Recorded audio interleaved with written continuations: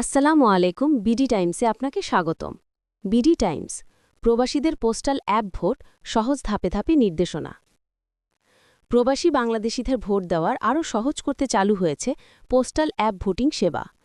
বিদেশে বসেই নিরাপদভাবে ভোট দেওয়ার এই ডিজিটাল পদ্ধতি কিভাবে ব্যবহার করবেন তা জানাতে বিডি টাইমস নিয়ে এসেছে সংক্ষিপ্ত ট্রেনিং।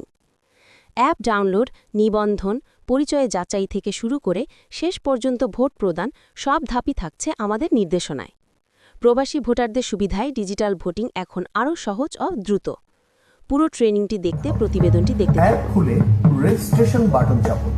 আপনি যে দেশে বর্তমানে অবস্থান করছেন তালিকা থেকে সেই দেশটি বেছে নিন। অবস্থানরত দেশে ব্যবহৃত নিজের মোবাইল নাম্বার উল্লেখ করতে হবে। নির্ধারিত জায়গায় নাম্বারটি টাইপ করুন। কিছুক্ষণ অপেক্ষা করলে উক্ত নাম্বারে একটি ওটিপি আসবে, সেটি দিয়ে নম্বরটি ভেরিফাই করুন। সবশেষে একটি পাসওয়ার্ড সেট করুন। এভাবে আপনার অ্যাকাউন্ট তৈরি হয়ে যাবে। অ্যাকাউন্টে হয়ে গেছে, কাজ তো শেষে নয়। ভোটটা দেওয়ার আগে করুন যাচাই পরিচয়। হাই হাই যাচাই পরিচয়। অ্যাপের লগইন অপশনে মোবাইল নম্বর সেট করে পাসওয়ার্ড দিন। এনআইডি কার্ডের সামনের অংশের পরিষ্কার ছবি তুলুন।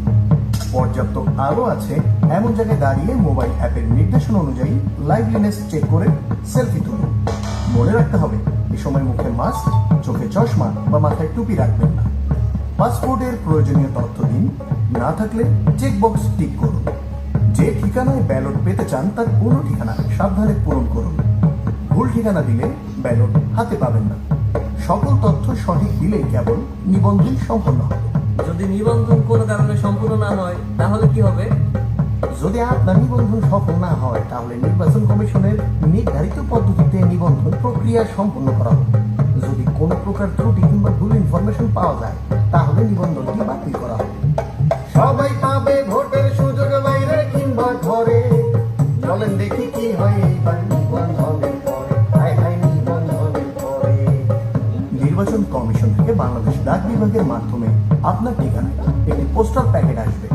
প্যাকেটের ভেতরে থাকবে একটি বড় সাদা খাম, রিটার্নিং অফিসারের ঠিকানা লেখা বড় হলুদ খাম, ব্যালট পেপারের ছোট সাদা খাম, আপনার মূল ব্যালট পেপার।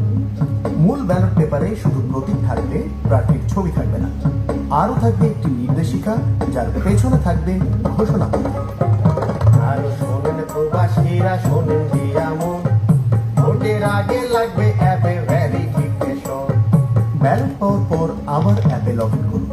পুনরায় লাইভলিনেস চেক দিয়ে নিজের পরিচয় নিশ্চিত করুন। নির্দেশনা অনুযায়ী রিটার্ন খামের কিউআর কোড স্ক্যান করে ব্যালট প্রাপ্তি নিশ্চিত করুন। নির্বাচন কমিশন থেকে প্রতীক বরাদ্দ হলে অ্যাপে আপনার আসনের প্রার্থীদের প্রতীকটি দেখে নিন। পছন্দের প্রার্থীর প্রতীকের পাশে দিবেন একটা টিক, পাশে দিবেন একটা টিক। ভোটটা বাতিল হবে যদি ভোট থাকে একটা টিক। ও বাবু ভাই, আর কি আছে বাকি? নির্দেশিকা দেখে ঘোষণাপত্র পূরণ করে শেষে সাইন দিন। তথ্য যেন সঠিক থাকে তা আবার দেখুন।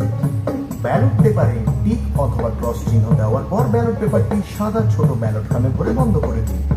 এরপর ঘোষণাপত্র পূরণ করে ব্যালট খাম সহ বড় হলুদ খামে দিয়ে খাম বন্ধ করুন। যত দ্রুত সম্ভব নিকটস্থ পোস্ট অফিস অথবা পোস্ট বক্সে জমা দিন। শোনেন শোনেন প্রবাসীরা, সকল কথা শেষে আপনার ভোটে জিতবে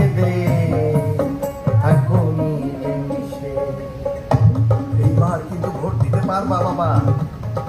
নির্বাচনীটা কেমন ঘোষণ, ত্রয়োদশ নির্বাচনে ভীষণ সুযোগ নাই। দেশের বাইরে থাইকা আমরা দেশের জন্য লড়াই করি।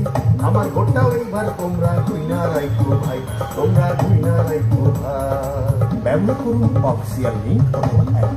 কোড অথবা পাসওয়ার্ড কারোর সাথে শেয়ার করুন। ব্যালট পেপারে একটিমাত্র টিক বা ক্রস চিহ্ন দিতে হবে। আপনার ভোটের গোপনীয়তা বজায় রাখুন, কারোর সাথে শেয়ার করবেন না।